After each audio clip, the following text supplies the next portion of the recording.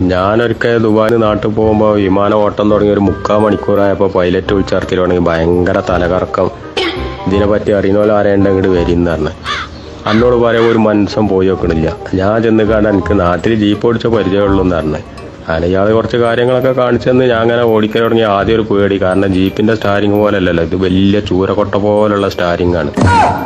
അങ്ങനെ പിന്നെ കുറേ ക്ലിയർ ആയപ്പോൾ ഞാനൊരു 100-120 ഇങ്ങനെ പിടിച്ച് ആഞ്ഞ് ചവിട്ടി. ആടും കോയൊന്നും മുന്നിക്ക് ആടാനില്ലല്ലോ.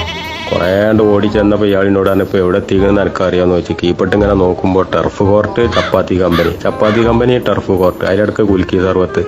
അപ്പോൾ എനിക്ക് മനസ്സിലായത് നമ്മളെ നാട്ടിലെത്താറായിക്കണെന്ന് പറഞ്ഞാൽ അങ്ങനെ കരിപ്പൂർ കൊടുന്ന് ഇറക്കി. ഈ പണ്ടാറ ഇറക്കുമ്പോഴാണ് ഭയങ്കര ബുദ്ധിമുട്ട്, പിടിച്ചാൽ കിട്ടൂല. അങ്ങനെ ഇയാളിനോട് തന്നെ 1 മണിക്കൂർ മുന്നപ്പോൾ നമ്മൾ എത്തിക്കണിട്ടാറിന്. പുറത്തിറങ്ങി നോക്കുമ്പോൾ പത്രക്കാരും പോലീസുകാരും എല്ലാവരും കൂടി. അങ്ങനെ ഇയാളിന്നെ ചൂണ്ടിക്കാണിച്ചു കൊടുത്ത് കാരണം ആ നിഡോന്റെ കവറും പിടിച്ചിരിക്കണം ഓനെ